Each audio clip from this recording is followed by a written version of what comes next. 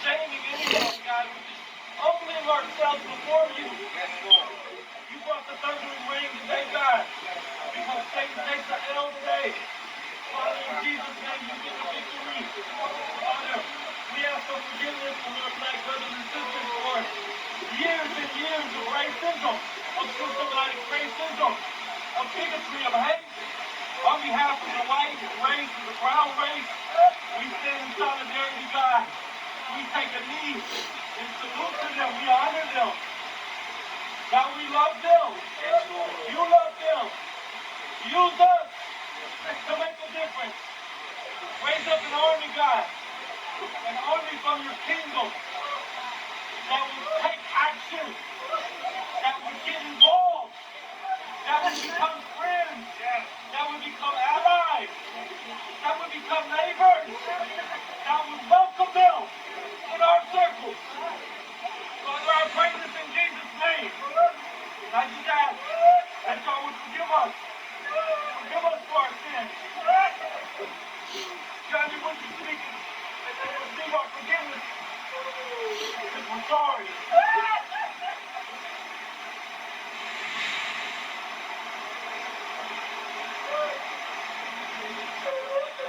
If you all receive it, when I count to three, can you say we receive it? Can we do that? 1, 2, 3. We receive it! Thank you. Thank you.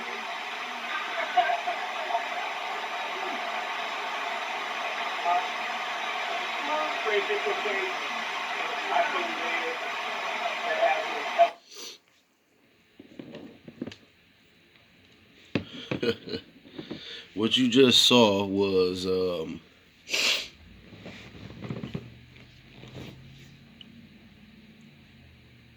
so-called white people kneeling and apologizing, asking for forgiveness for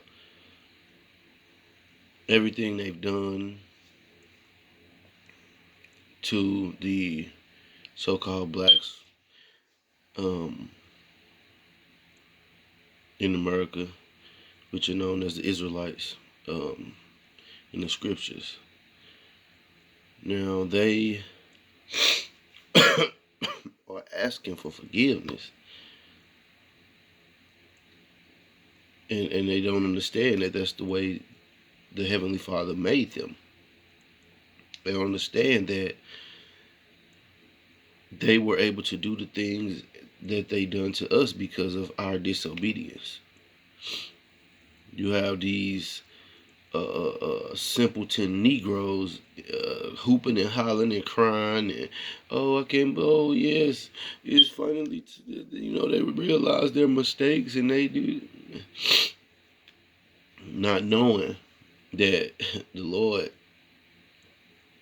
put a difference in those two nations, so-called white people, so-called black people. At birth they were to be separated. They broke the brotherly covenant a long time ago.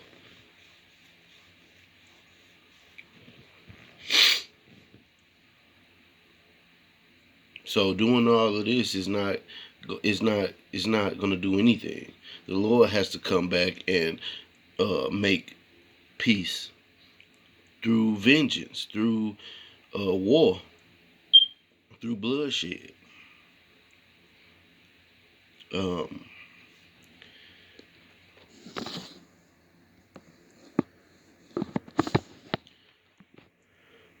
This is Job chapter 20, and I'll start at verse 5. The triumphing of the wicked is short, and the joy of the hypocrite but for a moment. Though his excellency mount up to the heavens, and his head reach unto the clouds, yet he shall perish forever, like his own dung. They which have seen him shall say, Where is he? He shall fly away as a dream, and shall not be found. Yea, he shall be chased away as a vision of the night. The eye also which saw him shall see him no more, neither shall his place any more behold him. His children shall seek to please the poor, and his hands shall restore their goods.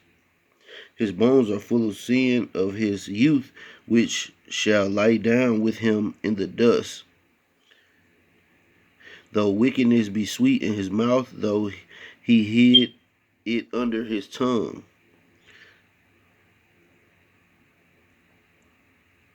But that's what you just saw, is children seeking to please the poor. And the Lord said, well, in the book of Job,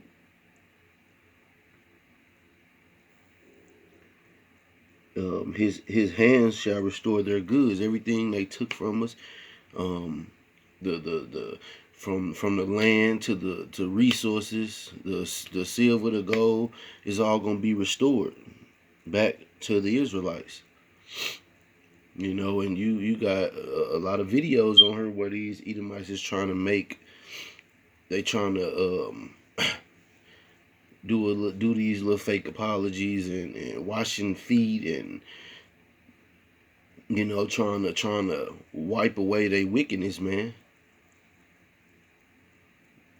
But here, I'm gonna jump to the book of Numbers, because you can't just be doing all this stuff for centuries and then turn around and cry and weep and think that you're gonna apologize away what the damage that you've done. But it's all set up by the Heavenly Father anyway for Esau to be the whooping stick when we went off. So they're doing exactly what they're supposed to be doing, by being wicked and cruel and you know, being the devil, man. It's certain parameters that you have to stay in when you have people in subjection under you, but they went above and beyond to destroy us, to try to. You know, so, you know, they broke the brotherly covenant. You know, they did a lot of things to have our people in the condition mentally that we're in. But that's I'll get the scriptures explaining why that is and why the Lord set that up that way. It's all for His purpose. This is the book of Numbers, chapter 35 and verse 33.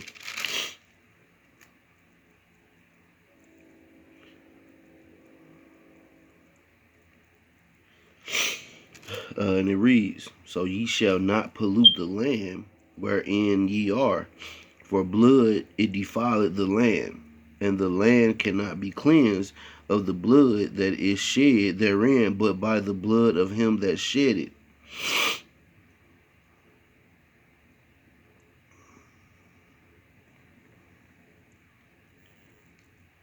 And this land, America, was established on blood, violence, rape, robbery, you know, pillaging, whatever, you know, plundering, you name it, and they did it. So this land is defiled, man, and it cannot be cleansed until the blood is shed of them that shed the blood first. But the Lord is gonna lead that charge. The Lord is gonna lead that charge. You know, they you have a lot of Edomites that are ashamed now of being Edomites. You know, they're ashamed, and but that's who you are. That's who you are. You know, it wasn't any being shameful until the dirt started being aired out. You know, they were happy with their privilege. The privilege that their skin allowed them to have. Because this was their rulership and this was their time to shine. And now that the wickedness is shining along with it, everybody don't want to be Edomite no more. But that's because this word has gone out and the truth has been said, and they can feel it in their spirit, man. That something is about to pop off.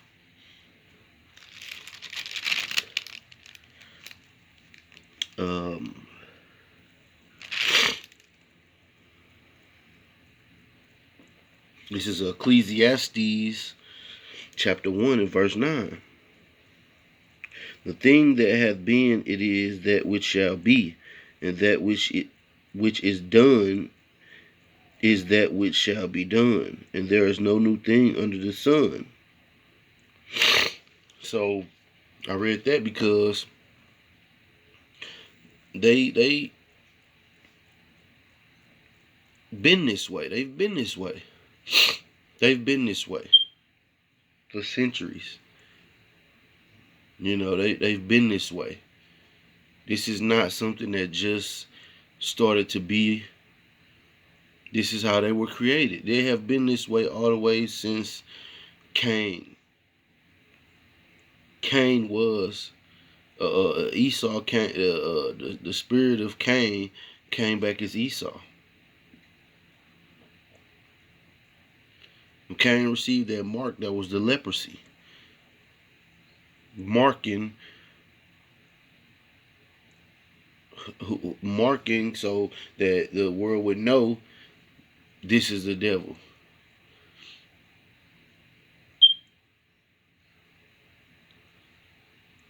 This is the murderer. From the beginning.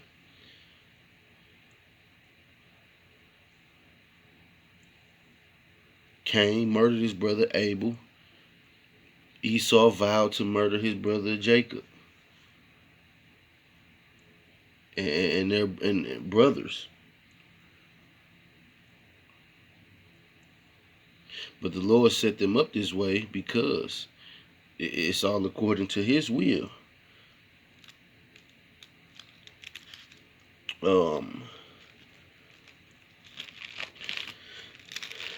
I'll get the book of Ezekiel.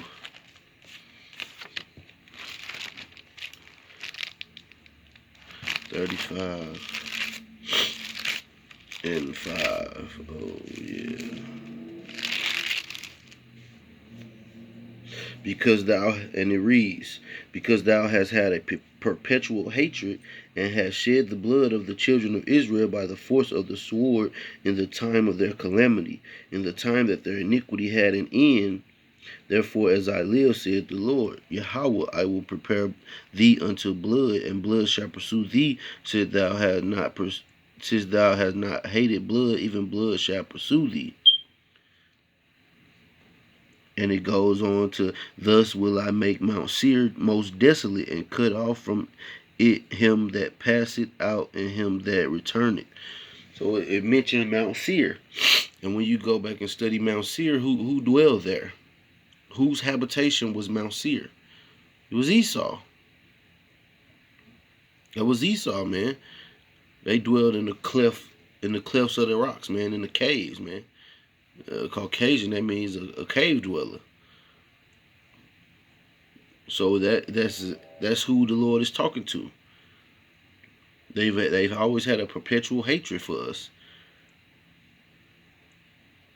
And now the Lord is taking that docile spirit off of Jake, man. And things are popping off. And it's all according to the Lord's will.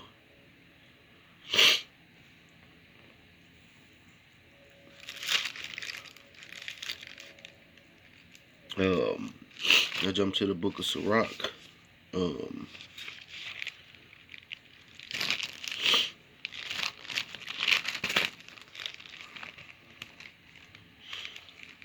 41. Yeah, 41.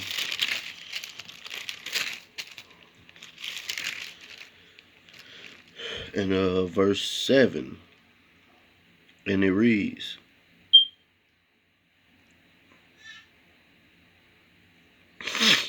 matter of fact,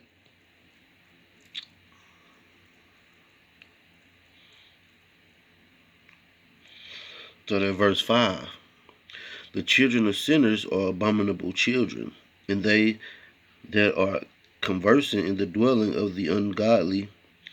The inheritance of sinners' children shall perish, and their posterity shall have a perpetual reproach. The children will complain of an ungodly father, because they shall be reproached for his sake.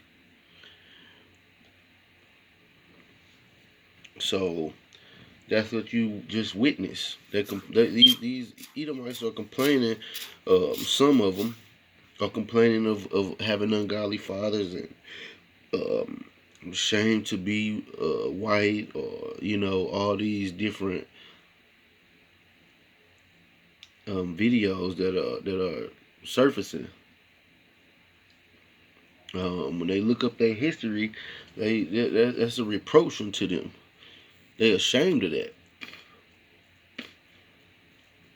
because now that history is not hidden. You can go and look it up. It's ready, accessible. You can see exactly why Jake is being fed up. For the longest, just get a job, and if you just obey the law, and if you just do this, if you do that. But no, that's not the case. Now you can look it up and see just what goes down.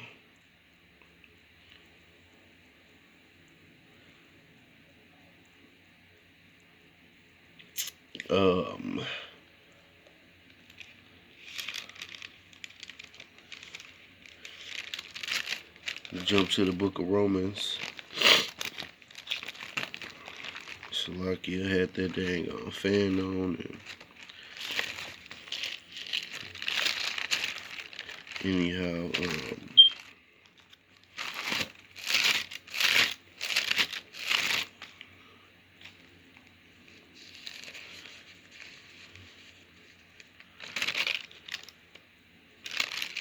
this is Romans chapter 9,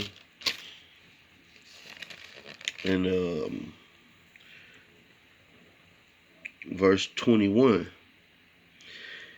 Hath not the potter power over the clay of the same lump, to make one vessel unto honor and another unto dishonor?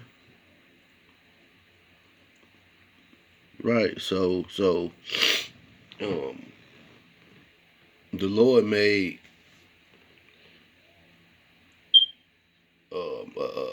a people for honor and a people for dishonor, man. The wicked seed and the righteous seed. The Israelites being the righteous seed, or the vessel of honor, and Esau being the vessel of dishonor.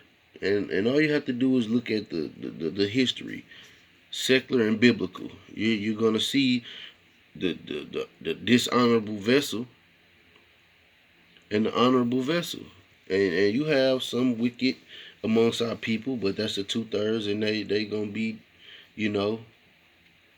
cleansed, and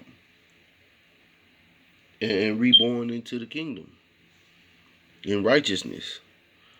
But just like in what I read in Job, you ain't gonna see Edomite no more. If they were so God fearing, and if they were so righteous, why would the Lord say that about them? How could this be their book? For all you, that's the white man book, and is it, man? You niggas know nothing. You know nothing. If you still saying that in 2020, you know nothing.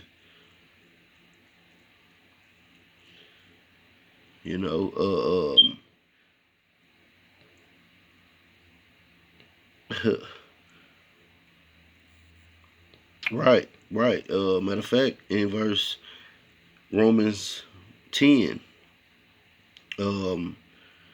Verse 2, for I bear them record that they have a zeal of God, but not according to knowledge. For they being ignorant of God's righteousness, and going about to establish their own righteousness, have not submitted themselves unto the righteousness of Yahweh. And that's exact. That was a spirit, because I didn't even plan to go into that verse, but it was right there. The ignorant zeal. Our people don't really know. They don't read. They don't how to understand it. But anyway, that's another lesson. Guess I'll end it off with Proverbs, because people would say, well, why would God create a people like this? Why would he just create a people that's just meant to be wicked, and they just meant to, because everything is duality. He's a God of balance. We have day, we also have night.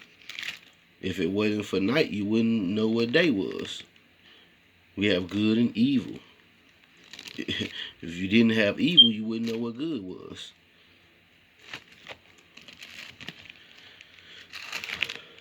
But I'll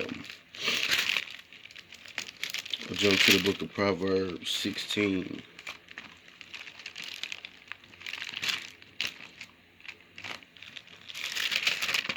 In verse 4.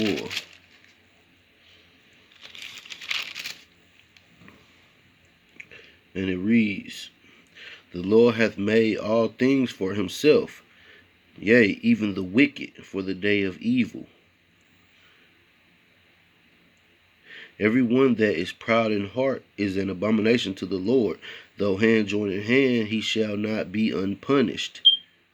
So what you just saw here, these Edomites is not going to go unpunished, man. They're not going to go unpunished just because they bow down and washing feet and crying and apologizing, so-called, to for what they've done and what their forefathers have done. You're not going unpunished.